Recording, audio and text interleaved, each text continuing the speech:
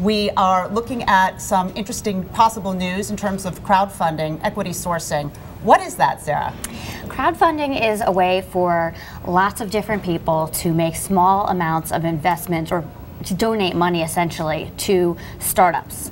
So they see a coffee shop they really like, and this coffee shop has a crowdfunding platform going on. They're trying to raise money, and you could donate as little as $5 or $500, and you may get a nice token in exchange, a mug or a t-shirt, but it's generally a way for small starting out companies to generate funding from multiple people for free, essentially. Just to switch for a second back to Apple, they were halted, now they've resumed in pre-market trading, and we understand that the shares are up fractionally. But Sarah, back to this issue, just very quickly, in Congress there's a bill now, right?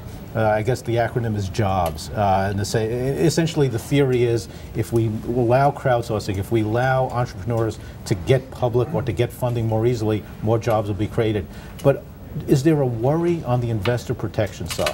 Well, I mean, these aren't publicly traded companies, so they're not filing financial reports exposing what's going on behind the scenes. So for an ordinary person like you or me who wants to invest in a starting out technology company that we think is really neat, we're just kind of going on the faith of the founders of that company that things are going smoothly. We don't really know what's happening if the people running that business are legitimate, if they're honest, hardworking people, or if they're doing a good job. They don't have to expose their financials, so we're just sort of putting in our good faith that something's going to work out with our money, and we know that's not always the case. So there's a risk in losing that money or not being able to sell those shares that you invest through crowdfunding later on, and it's a little risky that way.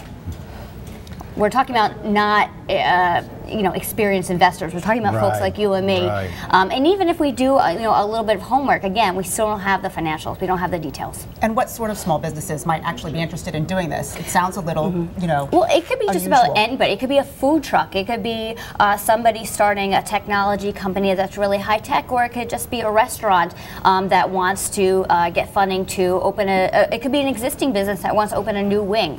It could be somebody starting out from scratch in their basement of their home, and they have an idea for a widget and they want some money. It's really just asking the public, give me money and here's what I'm going to do with it. But we have to, as investors, we have to just go on the faith that they're really going to do it, because nobody's policing them. Nobody's forcing them legally to divulge exactly what they're going to do when they get that money from you. And there hasn't been much experience in this yet, but I think there have been a few cases, and if I've read about them correctly, one of the things they've indicated is that people are actually reasonably eager to hand over money to new ideas. I mean, as you say, in relatively small amounts, but for average investors, average citizens, probably not unimportant amounts of money for them, but they seem eager to, even without those protections. Well, the entrepreneurs are very clever and very smart about it. When they have a crowdfunding campaign, they describe what they want to do with the money. They give the story about their backgrounds. I grew up here. I'm starting this business because I've always felt it in my heart that this is something I want to do. They even sometimes make videos that give a background of the people. So you really get emotionally invested in who they are, and you think, well, gee, maybe they grew up in my hometown, or they went to my college, or they're just trying to start a business that sounds really neat.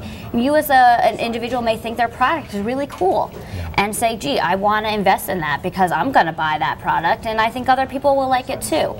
We all have that little secret investor, and we're all hoping that maybe that company will get really big. Maybe it'll be the next Facebook. I mean, it's certainly possible. I mean, I think that's the great point, Sarah, and I think that for both good and bad, that's the issue here, frankly, is that, most people have heard about the Facebook, they've heard about the 1 in a million, and they say, gee, if it's a few $100s or whatever, what the heck? And I think that's where there'll be a ready audience. And the question is, I think, if they aren't all sincere people with interesting ideas, that's where I think the danger is, because everybody's got that, little back of their head, the Facebook story or the similar story. There will be some folks who are going to put down a large chunk of money and just kind of hope. They may feel it in their gut, but they're not professional investors. They're not taking into account some of the things that real professionals do when they put money into publicly traded companies. That's definitely a different world.